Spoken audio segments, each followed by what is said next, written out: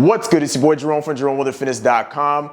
Now in this video, I'm going to be talking about the difference between weight loss versus fat loss.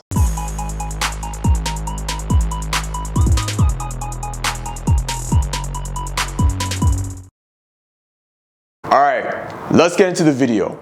Now, this is something that a lot of people are very confused about, maybe not consciously, but they tend to complain about the results they get or lack thereof because they don't understand the difference between weight loss and fat loss. All right, so let me break it down. So we'll start with weight loss.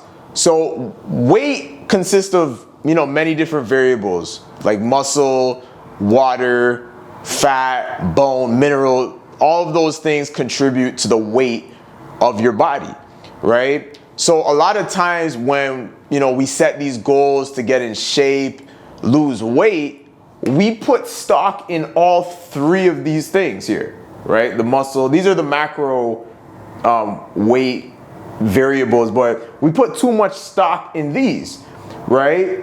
But think about it. Anybody who's lost a significant amount of weight by just doing a bunch of cardio, starving themselves, ends up looking sick at the end of their transformation. Why?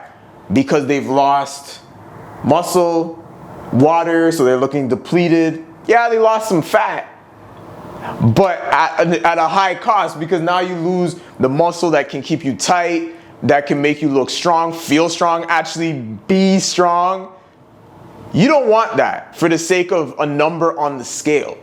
All right, so the focal point need not be what the scale is saying. Now, am I saying that the number on the scale is irrelevant? No. We can use that as a barometer of success to some capacity, but it shouldn't be the be-all, end-all. All right, now let's go to the other side of the spectrum, fat loss. So fat loss is where fat does go down, obviously. Fat loss, right? You can't have a loss without, anyway, muscle going up. So in a fat loss transformation, you actually gain muscle. And this is actually something that I've talked about in videos before. Unfortunately, I was wrong. I always used to say, you need to build, you can't build muscle and burn fat at the same time. You got to pick one. You got to either bulk or you got to get lean. I made a video about that like maybe 5 years ago, 4 years ago, a while back. But that isn't true. When you are on a fat loss journey, you will build muscle. Why? You're getting enough protein, you're getting nitrogen, all right? When you have a positive nitrogen balance and you combine that with some type of resistance training, that extra stimulus is gonna build muscle. But guys, that's a good thing, all right? That's gonna add to the tone in your body. That's gonna add to the definition, all right? It's also gonna keep your metabolism faster. Why? Think about this. If you had a Honda Civic or a Range Rover and you left them both running, which one's gonna burn more fuel? Obviously the Range, right? Because it has a bigger engine. So in this situation, your engine is your muscle because muscle burns more fat than anything else in the body. So in the long run, you'll be able to eat more, you'll be more flexible with your diet and things of that nature simply because you build muscle mass, all right? So muscle's gonna be up.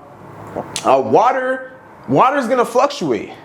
Right? That's why you'll notice like you may be 148 today and then 150 tomorrow, or you might be 200 one day and then 202 the next. Even though you were losing weight consistently, you'll see these fluctuations. But what you might notice is your clothes fit better, right? Your stomach is flatter. What you see in the mirror clearly looks different, right? So those are things we want to look at. Even waist measurements. Right? Doing measurements is a very accurate way to know if you're losing body fat and building muscle.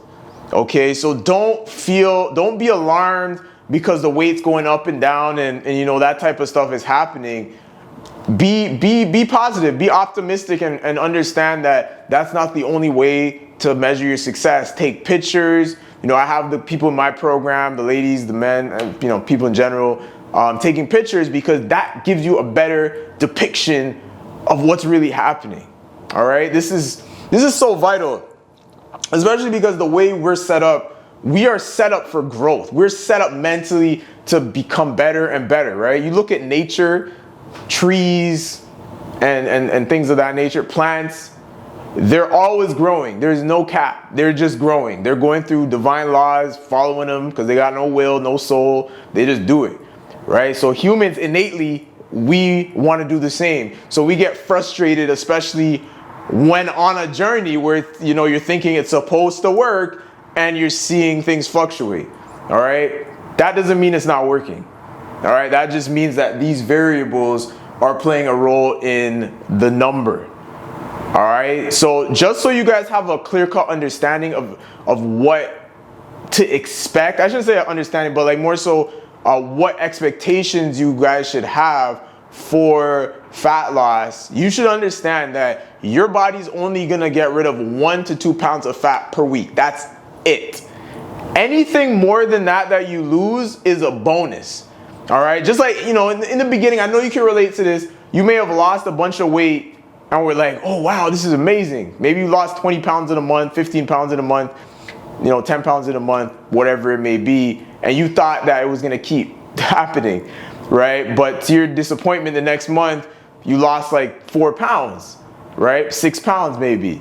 But that's a good thing, right? Because like I said, you can only lose 1 to 2 pounds of body fat a week. Everything else you lost, hopefully was water and not muscle. If you're doing things right, maybe it was just water, right? So just understand that it is a process and you can really look at it from an optimistic standpoint. If you lose 1 pound a week, all right, 1 measly little pound a week, that's 48 pounds in a year.